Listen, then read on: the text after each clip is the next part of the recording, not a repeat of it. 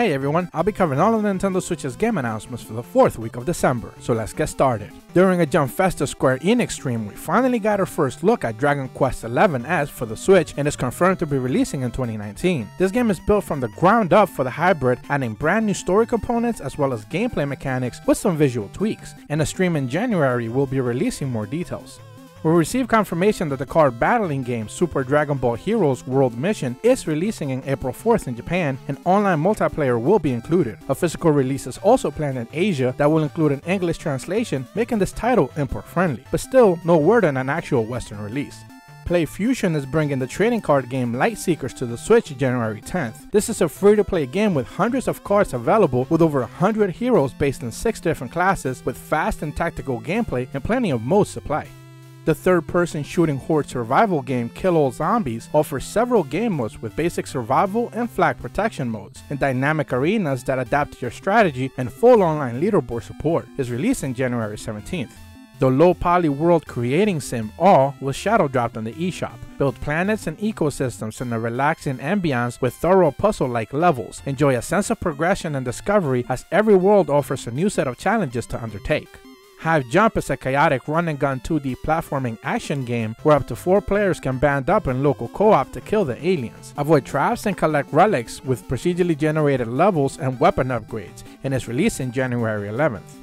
Releasing January 4th, Mad Age in Disguise is a pixel art Bomberman-esque steampunk game with 54 levels to enjoy and over 3 worlds to explore, with enemies and traps challenging you around every corner.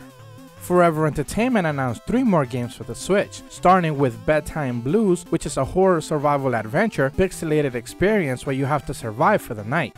Grab Lab is a crazy mix of puzzle and arcade game with unique challenging levels that does interesting twists with gravity and the rules of physics. And lastly, Bad Dream is a point-and-click adventure game with a minimalistic art style. Travel through a surreal and disturbing dreamland where all of your actions have consequences. You can't die, but you can certainly suffer. Freya and the False Prophecy is a crowdfunding Kickstarter project about a hand-drawn exploration Norse mythology action Metroidvania with 9 realms to explore in a narrative-focused story. 5PB is bringing the visual novel Memories of Innocent Phil for Dearest to Switch on March 28th. This is a direct sequel to the previously released Memories of Innocent Phil, picking up right where the story left off for Kazane and her friends. Announced in the latest issue of Famitsu, Summer Pockets is releasing in spring of 2019. Harry Takahara is a young naive teenager with a tragic past who moved to Toshihirojima for a new way of life, only to discover 4 girls that envelop his life in all types of turmoil. Cubic Games is releasing Superhero Fight Club Reloaded on December 24th. This is an action brawler featuring 17 fighters with superpowers and up to 4-player support. Interesting tricky mechanics and intricate levels and power-ups are used to spice up the gameplay. Listed on the Japanese eShop, Amarekawa Kanojo Nerdini is releasing January 24th. Tomomi is a lonely girl that shies away from friends, and one day in a bizarre misunderstanding, she meets Hiroto and a love story unfolds.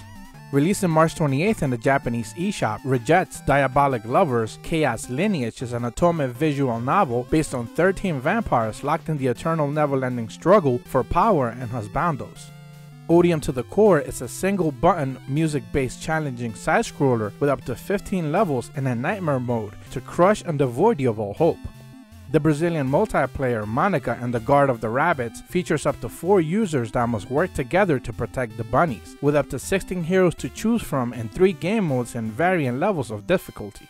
The puzzle game Tri-Bit Logic is a port of the mobile game that's done very well in Japan. It teaches you about logical operation and the use of computer programming and bug fixing. Another mobile port seen a release in the Japanese eShop is Get Amped, which is an action-adventure brawler with revamped controls and visuals for Switch. Releasing January 3rd, Don't Sink is a sandbox adventure pirate RPG where you explore a massive world with unique islands and battle and pillage everything in sight. And that's what the game announcements will be covering this week. The Smash sales reports is really interesting. 5 million sold units in 3 days is pretty much multi-platformers game territory, which really speaks volumes to how well this game has been received. So with all that said, as per always, thank you guys so much for watching. I truly appreciate the support. Be sure to leave a like and subscribe and hit the bell to receive notifications when the videos go up. See ya!